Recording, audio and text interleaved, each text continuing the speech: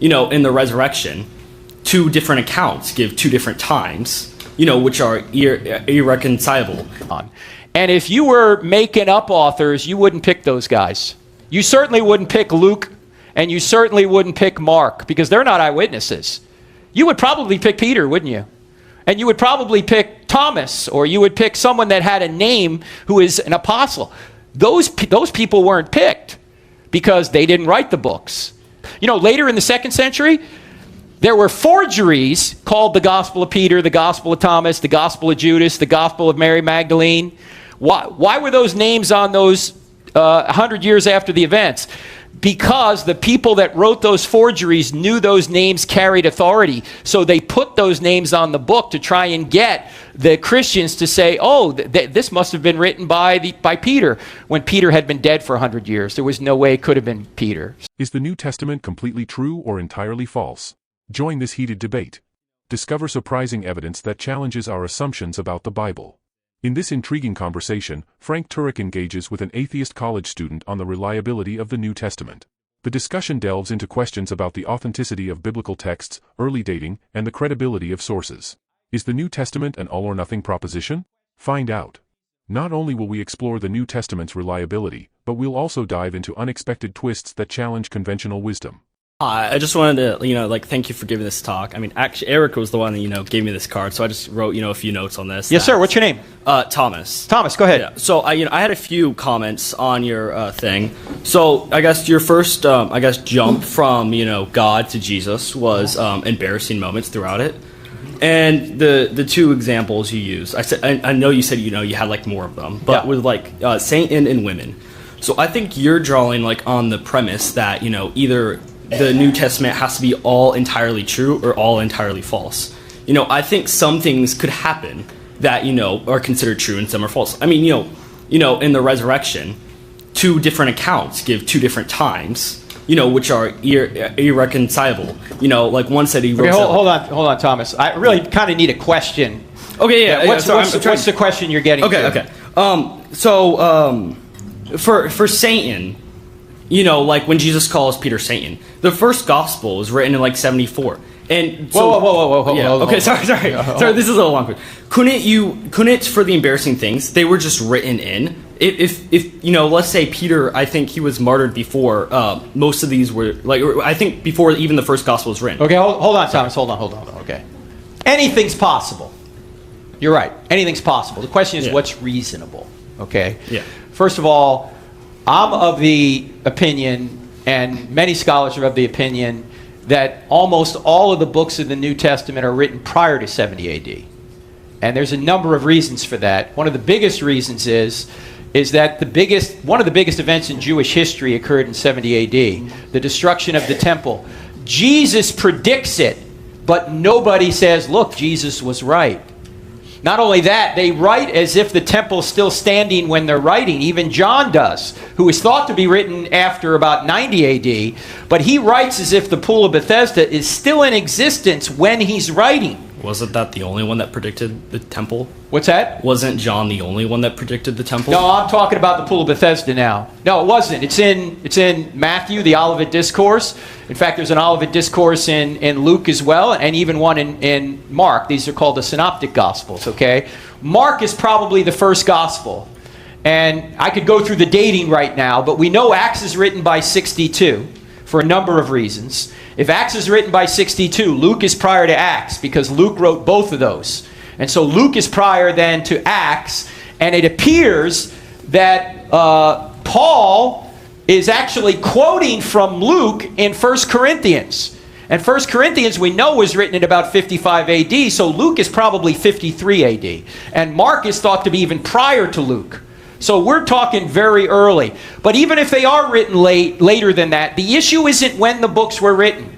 The issue is how good are the sources that the authors used to write the books. Like, for example, you right now, Thomas, could write a very accurate book about the Vietnam War, even though you didn't live then. If you had enough Vietnam vets to ask what happened, and you took their sources and put them into your book, you would have eyewitness testimony, even though you're writing it 50 years after the event. The New Testament contains accounts of the life, teachings, death, and resurrection of Jesus Christ, as well as the early Christian community. To assess its reliability, we can apply certain principles of historical analysis. One such principle is the principle of embarrassment. Historians consider whether authors include embarrassing details about themselves, as such details indicate honesty rather than fabrication. In the New Testament, we find examples of the disciples' doubts, Peter's denial of Jesus, and the inclusion of women as primary witnesses to Jesus' resurrection. These details, which could be seen as embarrassing or counter to societal expectations, suggest the writers were conveying events as they occurred rather than creating a fictional narrative. Furthermore, the New Testament writers depict Jesus candidly, including his own brothers initially not believing in him, some followers deserting him, and him being called derogatory names. These details challenge the idealized portrayal of a sinless God-man and go against Jewish expectations of the Messiah.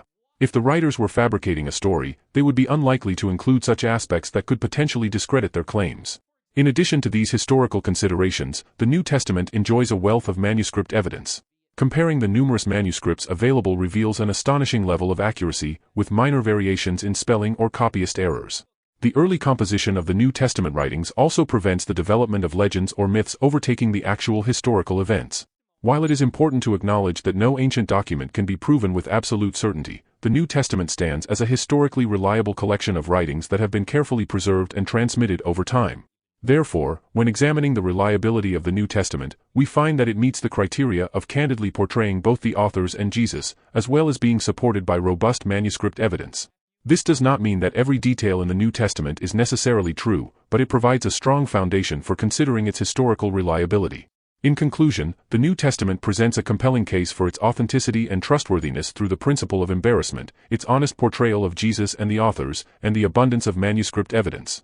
By evaluating these factors, we can gain confidence in the historical reliability of the New Testament, allowing us to engage in a deeper exploration of its teachings and implications.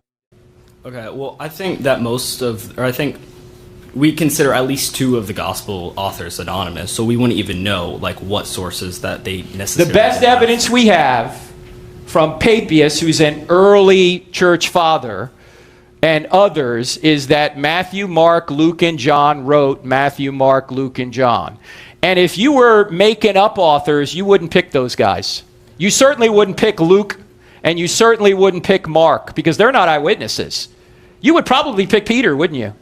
And you would probably pick Thomas, or you would pick someone that had a name who is an apostle. Those people weren't picked because they didn't write the books. Luke did, and Mark did, and Matthew was an eyewitness, and so is John. So this is not what you would expect if they were going to later put a name on the book. They wouldn't put those names on the book. You know, later in the 2nd century, there were forgeries called the Gospel of Peter, the Gospel of Thomas, the Gospel of Judas, the Gospel of Mary Magdalene. Why were those names on those 100 years after the events?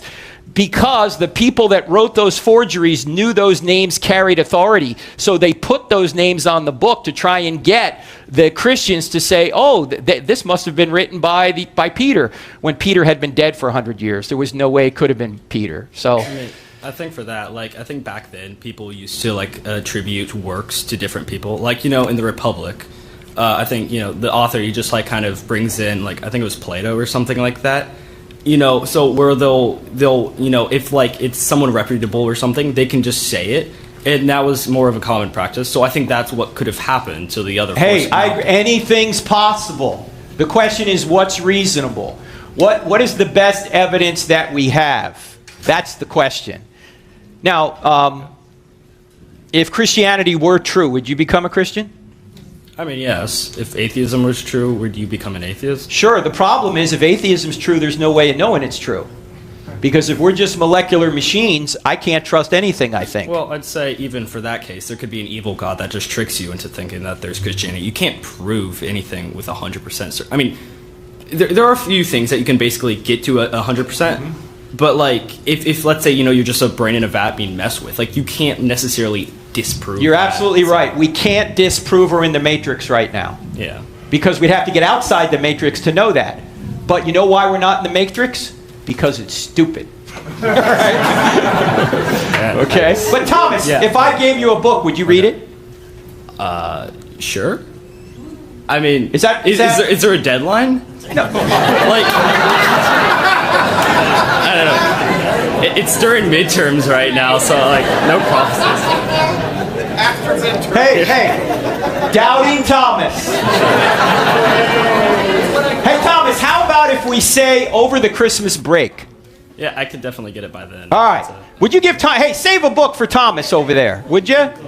Hey, Eric. Eric, would you give Thomas a book? All right. All right. Thanks, Thomas. Okay, thanks. Thank you.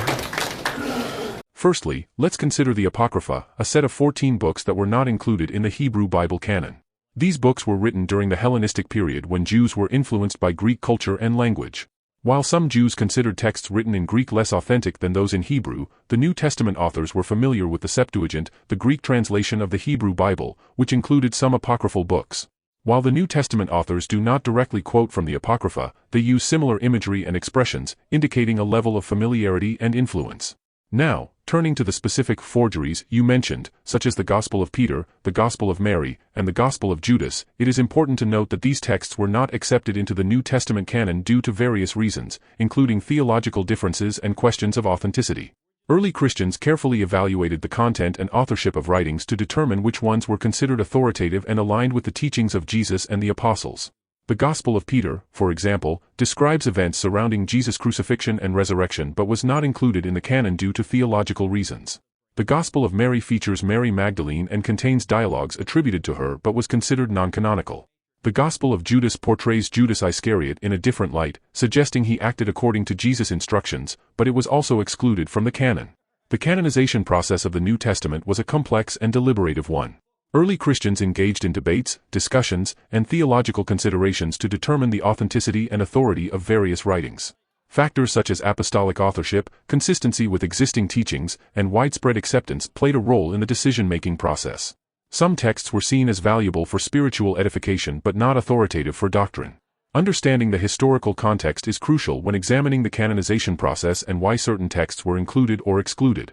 Early Christians grappled with diverse beliefs and sought to establish a cohesive body of authoritative texts that would guide their faith and practice.